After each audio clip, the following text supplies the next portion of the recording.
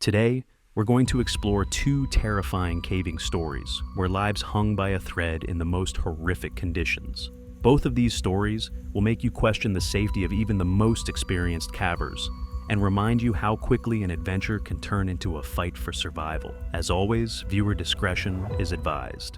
It had been a long day, the kind where the weight of the world seemed to vanish the deeper they descended into the earth. A group of cavers, a mix of seasoned veterans and eager newcomers, had ventured into an unexplored section of the Carlsbad Caverns, deep within the Chihuahuan Desert in New Mexico. The air down here was thick with the scent of damp stone, cool and ancient, as if the cave itself had been waiting for them. Every step echoed against the walls, muffled by the jagged stalactites and shimmering crystals that adorned the ceilings and walls like diamonds frozen in time. The only sound, besides the occasional shuffle of boots on gravel, was the steady drip of water echoing through the tunnels, an eerie rhythmic pulse that seemed to make the silence even more profound. As they moved deeper into the cave, the natural beauty was overwhelming. The faint glimmer of their headlamps reflected off the countless formations, casting ghostly shadows and creating an illusion of movement, like the cave itself was alive, watching them with eyes made of stone. It was peaceful, almost serene, the kind of stillness that can only be found deep beneath the surface. But peace in places like this is always temporary. Something else was waiting. Eventually, they came to a section of the cave that felt different, narrower, tighter. The walls seemed to close in slightly, their smooth, slick surfaces glistening in the dim light. The group halted, looking at the passage ahead. There, embedded within the rock, was a natural opening, barely wide enough for a person to squeeze through. The walls of the passageway were jagged, the edges sharp and unforgiving. It was the kind of challenge that every caver secretly hoped for. "Now that," one of the veterans, Steve, said with a grin, "looks like a proper squeeze. Who's in?" It was a challenge, yes, a test of skill, of endurance, and perhaps even of courage. The kind of challenge that made the heart race in anticipation. For a moment, the group eyed the opening, sizing it up. It wasn't much, just a sliver of a gap in the rock, but it was narrow, like the mouth of some great beast. Jenna, one of the novices, stepped forward. Her face was a mix of excitement and nerves, her breath coming in short, quick bursts as she eyed the passage. "I'll give it a go," she said, her voice trembling slightly but her smile unwavering.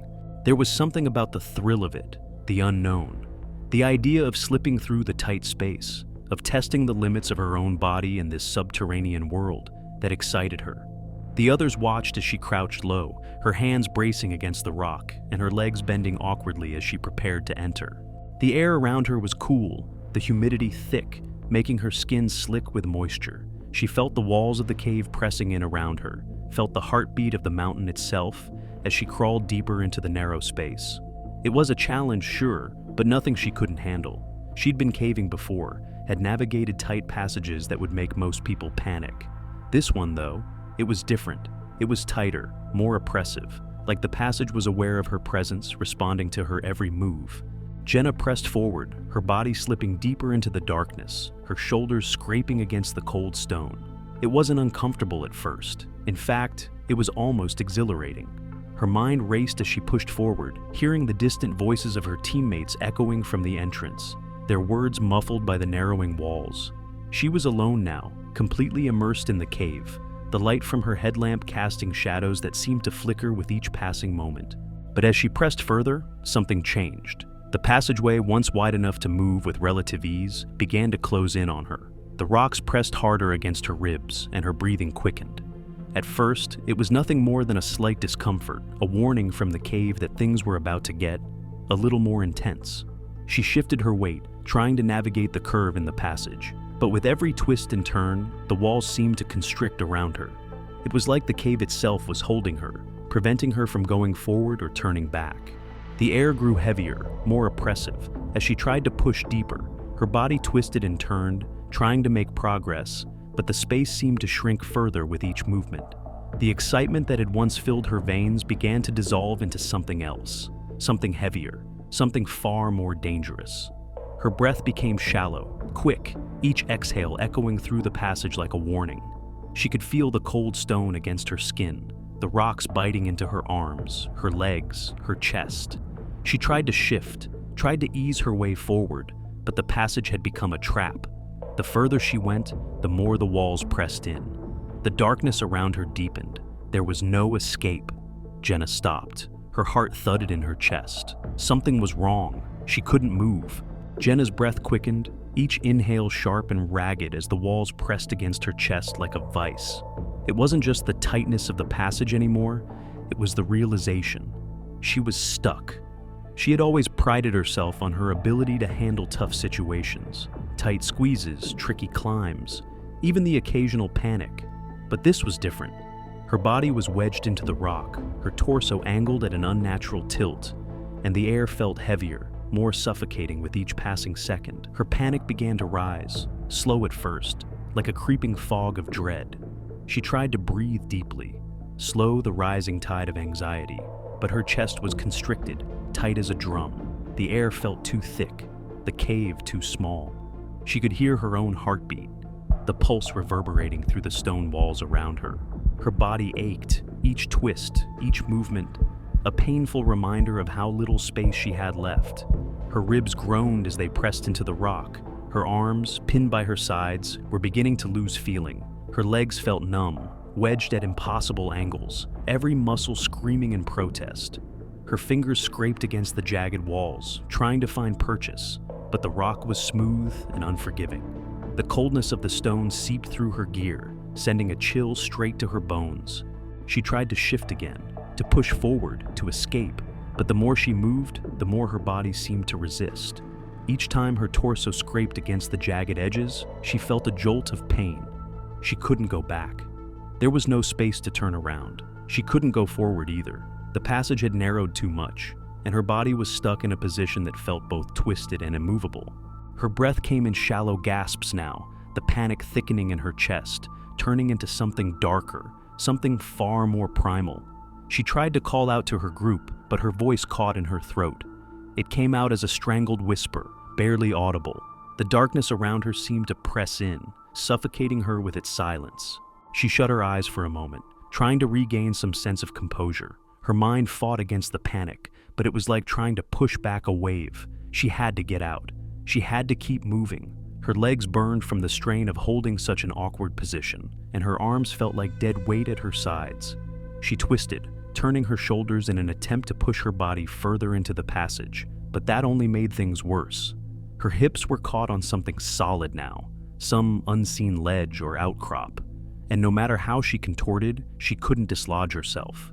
The seconds stretched into minutes, and with each passing moment, her sense of time became more distorted. The silence of the cave was oppressive. The weight of it pressed down on her, suffocating her in the stillness. She could feel her body beginning to give way, muscles trembling from the strain. But it didn't matter. She was stuck.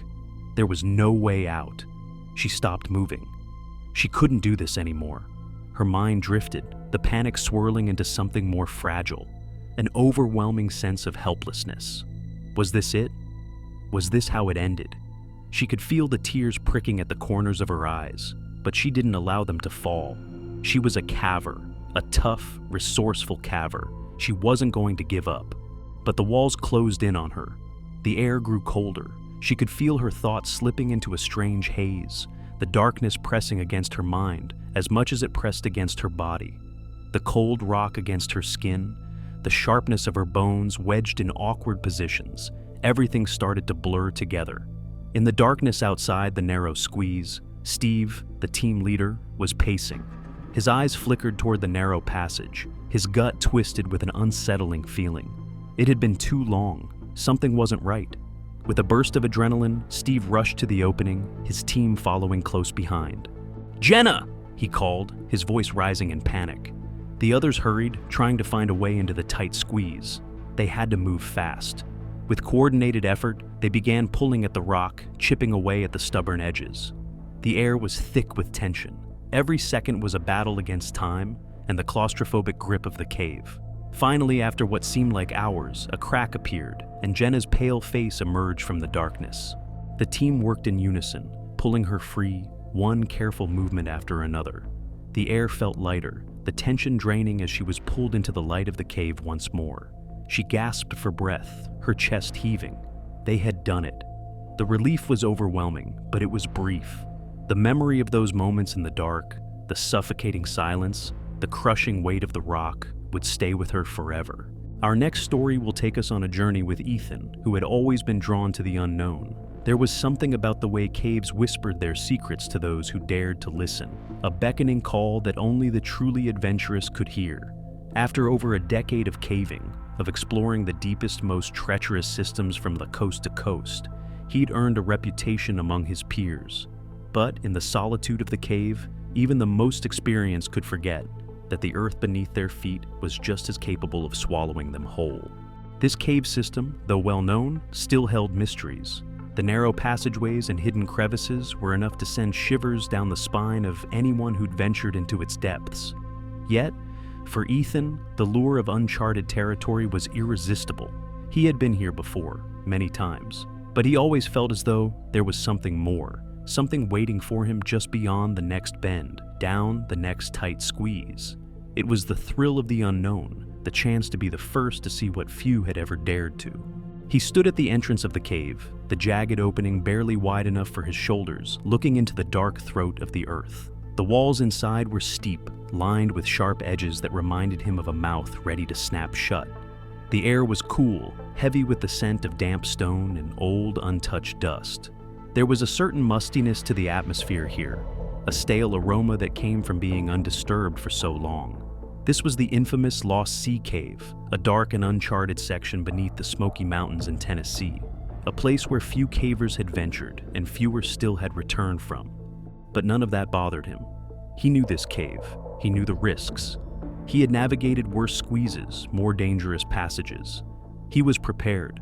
The passage he chose was narrow, but manageable. He slipped into the entryway without hesitation, the jagged rock scraping against the sides of his gear. His breathing was steady, his movements deliberate. His experience allowed him to move with the kind of grace that many others lacked. Every step was calculated, every twist of his body instinctive.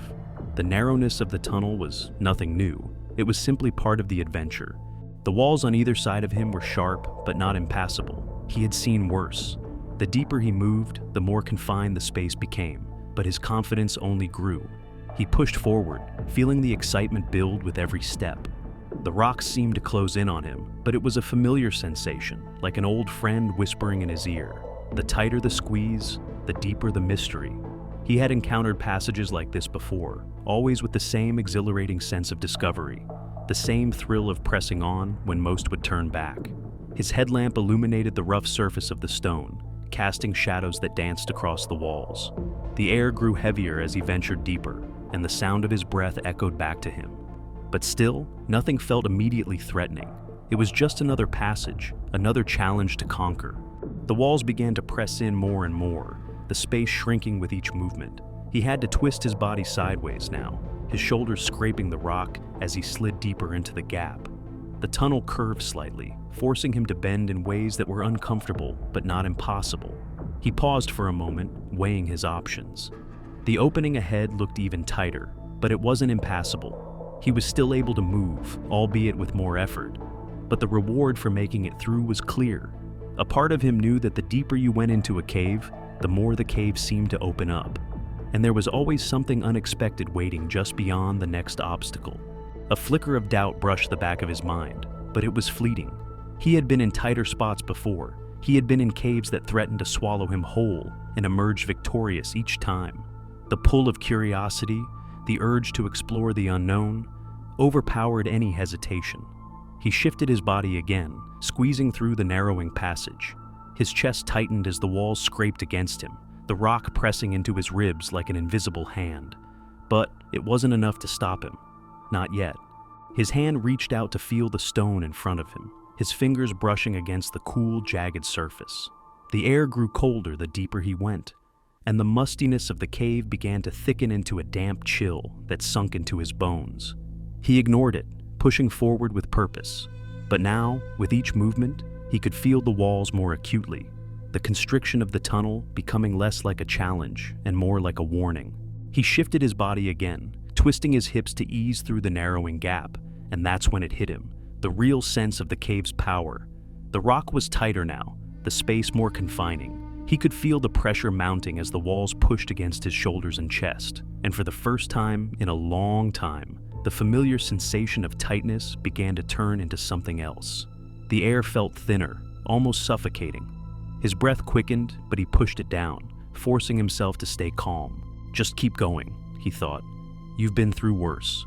But as he pressed forward, it became clear that something wasn't right. The space was getting tighter, and not in the usual way. His movements became more labored, more awkward. The rocks seemed to pinch at his limbs, pulling at his gear, scraping against his skin. It wasn't just the normal tightness of a squeeze. This felt like something more. He stopped for a moment, his headlamp casting a shaky beam across the walls, his eyes scanning for an opening that wasn't there. The rock around him was tighter than he had anticipated. The passage had become less of a challenge and more of a trap. The way the stone pressed against his body, the way it seemed to close in with each breath, he couldn't shake the feeling that the cave was alive, its grasp tightening around him. A cold sweat broke out on his forehead as the walls seemed to shift, as though mocking his progress, narrowing even further. His heart pounded in his chest, the anxiety creeping in like a slow, insidious tide. But still, he pushed forward, stubbornness and curiosity locking him into place. "It's just a squeeze," he told himself, trying to steady his breathing. "I can handle it, just a little more." But the tighter the passage became, the more he could feel the warning signs. His limbs were starting to burn, his chest pressing against the stone, and the claustrophobia was beginning to claw at his mind. The rocks were unyielding, grinding against him. And despite his experience, despite the years of caving that had made him a master of navigating these tight spaces, the reality was settling in. This wasn't just another squeeze. This was something far worse. A cold, gnawing fear began to sink into his gut. The tunnel was no longer a path to adventure. It had become a labyrinth, a trap that was closing in on him with every breath. His muscles screamed for relief, but there was no way to escape, no way to turn back. The passage was too narrow, and he was too deep. One moment, Ethan was pushing forward, a skilled caver maneuvering through a familiar challenge. The next, his body was wedged in an unnatural position, caught between the jagged rocks, unable to move. His heart leaped into his throat as the overwhelming reality of his situation crashed into him. The narrow squeeze has turned into a trap, and he was the prey. He tries to shift his body, to inch forward just a little more, but the rocks refuse to yield. The walls press against him, unyielding, suffocating. The instinctive sense of control he's had for years slips away, leaving behind a raw panic that burns through him like wildfire. He slowly feels the cave around him change from an enigmatic challenge to a prison. He tries to move again, his arms scraping painfully against the stone. The jagged edges of the rocks tear into his sleeves, grinding against his skin. But it's not the pain that's overwhelming, it's the helplessness, the realization that he cannot move. His limbs are frozen, pressed into the walls so tightly that every attempt to shift only makes things worse. His joints lock into place. His ribs press against the stone with excruciating pressure, making each shallow breath feel like a struggle for survival. The passage is far too narrow to allow him to twist or reposition, and his body is wedged so tightly in the rock that there is no way forward, no way back. He feels like a bug trapped in a spider's web, every movement a futile attempt to break free. The panic seizes him fully now as he fights the overwhelming sensation of being trapped in a tomb. The walls around him seem to press in even more, suffocating, confining him to an inescapable tomb. His breathing becomes erratic. The air is thin here, each inhale shallow and desperate, his chest aching as it struggles to expand. Sweat slicks his forehead, and his heart pounds in his ears. "Calm down," he tells himself, but the words are hollow. Calmness feels miles away. The darkness of the cave presses in on him, and with it, the crushing realization that he is entirely alone. His team, far above, cannot hear him. The thought of them searching for him, unaware of his exact position, is a faint echo in the recesses of his mind. There is no easy escape. No one can help him here. The panic escalates, like an uncontrollable tide that threatens to swallow him whole. He tries to breathe slower, to focus, but every movement causes his body to shift and twist in unnatural angles. The rocks dig into his ribs, his limbs, his skin. His mind is a swirl of disjointed thoughts. I need to get out. But there is no clear way forward. His arms throb in agony, the muscles straining against the pressure of the rocks. The sharp edges of the cave seem to gnaw at him, pulling at his limbs, tearing at his clothes. His thoughts blur as the pain intensifies. He's lost track of time, but it feels like hours spent in the grip of the cave, twisting in pain, struggling in vain. Every breath feels harder. His head is foggy, his vision narrowing, clouded by the suffocating feeling of isolation and terror. The fear creeps deeper into his mind. What if this is it? What if this is the end? He forces the thought away, trying to push through the panic, but it's like a wave crashing over him again and again. His breathing quickens further, his chest tightening with each new surge of anxiety. Stay calm. The words repeat in his mind, but they have no effect. The fear consumes him, a gnawing, insidious thing. His heartbeat is a drum in his ears, louder than the cave itself, drowning out all other thoughts. He shifts again, desperately trying to move, but it's no use. His body is locked in place. Every small movement causes him to wedge deeper into the passage, trapping him even more securely. He can feel his muscles begin to burn from the strain, the fatigue setting in. His body aches in places he didn't know it could. He's been in tight squeezes before, but this is different. This is something far worse. Minutes feel like hours. His mind, though sharp under normal circumstances, begins to falter. The panic sets deeper, the irrational thoughts creeping in, slipping past his better judgment. He cannot escape. He is trapped. And that thought, that terrible thought, sinks in fully. It weighs down on him like the very rock surrounding him. I could die here. The words rattle through his mind, sharp and horrifying. It's a terrifying realization that steals what little breath he has left. In the dark, in the cold, in the silence, the thought lingers, choking him with its finality. Outside, his team is unaware of the nightmare unfolding just below them. They had agreed on a rough schedule to meet at the cave's entrance at a specific time, but when that time passed, the unease began to grow. They had known something was off when they failed to hear from him. They thought he'd taken longer to explore one of the deeper passages. But as the hours passed, that uncertainty turned to anxiety. They begin their frantic search, calling for him, but the vastness of the cave system makes it nearly impossible to know which way to go. The passage Ethan had chosen had been unmarked on any map, an obscure route that no one had entered in years, and now it was as if he had vanished into thin air. Time stretches on, an eternity of waiting and searching. Ethan, exhausted and broken, can barely register the sounds of his team's voices echoing through the tunnels. His mind is fading, slipping into a fog of delirium. Every breath feels like a small victory, every moment of clarity fleeting. But even as they approach, even as they try to find the right path to reach him, it feels as though time has already defeated him. His body is still locked in place, his joints aching, his muscles spasming from the strain.